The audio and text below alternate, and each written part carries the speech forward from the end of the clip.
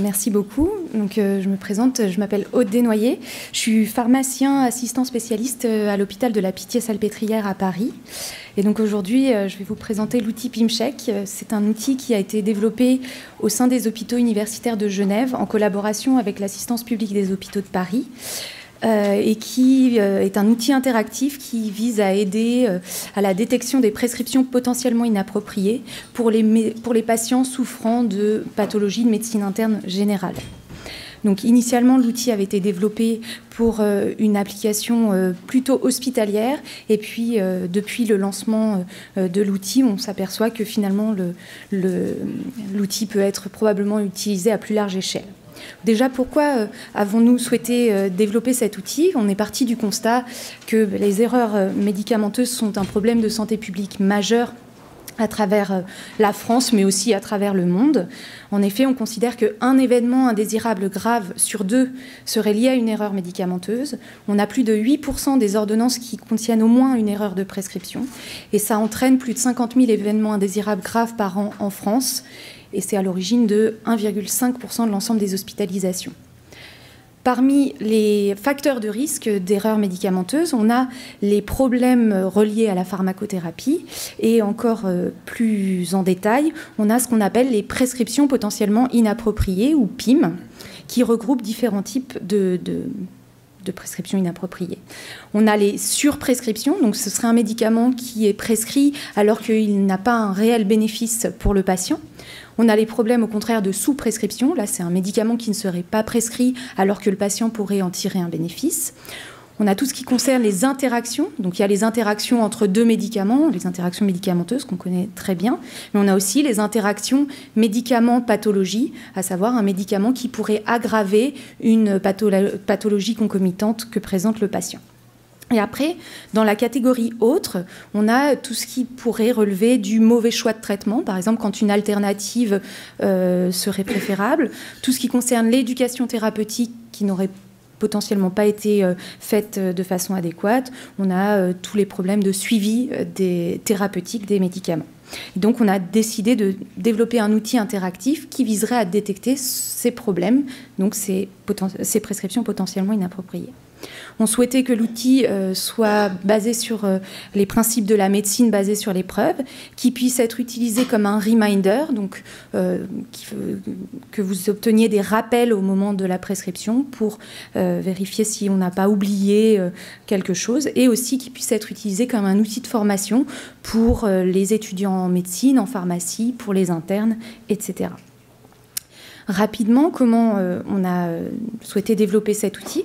On souhaitait que l'outil ce soit un outil francophone, donc qui puisse être utilisé dans les pays de la francophonie, notamment en France, en Suisse, en Belgique et au Québec, et qu'il se destine à l'ensemble des patients souffrant de maladies de médecine interne générale, donc pas seulement, par exemple, les patients de gériatrie, mais vraiment l'ensemble des patients. On a choisi de valider cet outil par une méthode Delphi.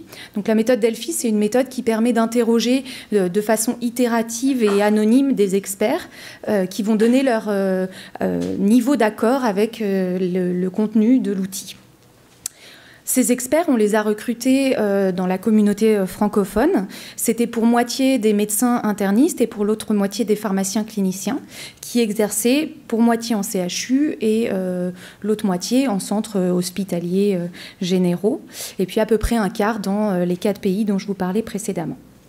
On souhaitait que notre outil aborde tous les types de PIM, donc les surprescriptions, les sous-prescriptions, les interactions et aussi les PIM classés autres, et si possible qu'il soit exhaustif des principales pathologies qu'on peut rencontrer en médecine interne générale. Et enfin, on souhaitait qu'il soit disponible sous la forme d'un outil informatique pour qu'il soit facile à utiliser dans la pratique courante. Comment s'est déroulé le développement de cet outil? Dans une première étape, on a effectué une revue de la littérature des outils qui existent déjà de ce type. Donc, la plupart disponibles à l'heure actuelle sont destinés à la gériatrie et à la pédiatrie. Et finalement, pour le patient d'âge moyen, il n'y avait pas grand-chose dans la littérature. Dans une deuxième étape, on a mené 17 entretiens semi-structurés avec des médecins spécialistes de l'ensemble des spécialités qu'on souhaitait aborder dans la grille. Par la suite, on a mené donc notre enquête Delphi à 2 tours et on a inclus 40 experts au cours de cette enquête. Après, on a fait un travail de traduction-contre-traduction de l'outil pour qu'il puisse également être disponible en anglais et qu'il puisse être utilisé à plus large échelle. On a élaboré l'outil informatique avec un webmaster et un web designer et on a lancé le site internet et l'application web mobile en février de l'année dernière. Et donc là, je vous présente un petit film qui va vous récapituler comment il a été développé et comment on peut utiliser PimCheck.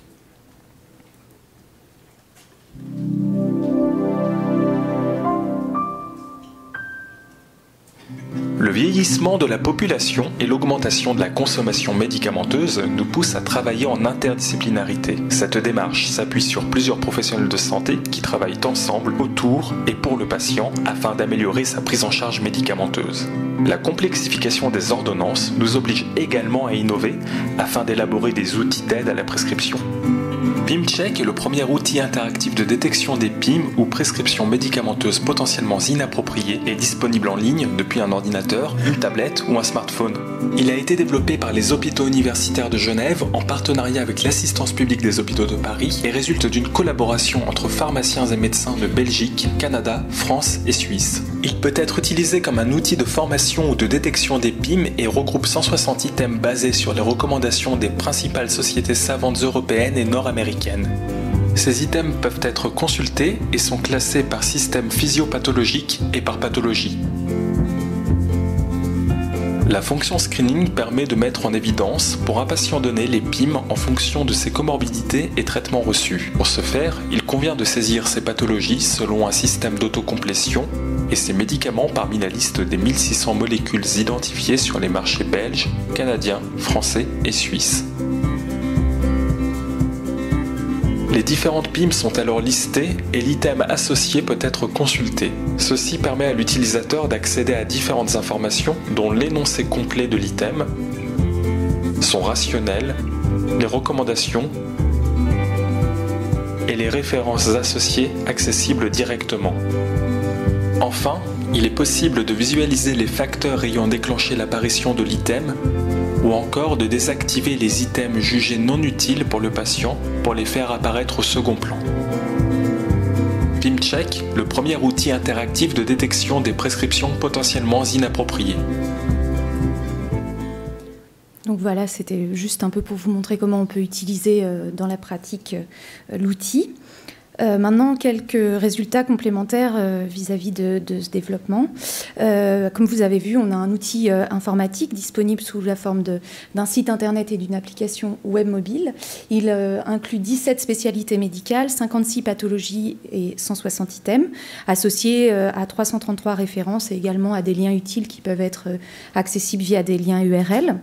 Il y a 2 fonctions principales qui peuvent être utilisées. On a vu précédemment la fonction screening qui permet pour un patient donné de détecter les prescriptions potentiellement inappropriées en fonction de ses comorbidités et de ses traitements.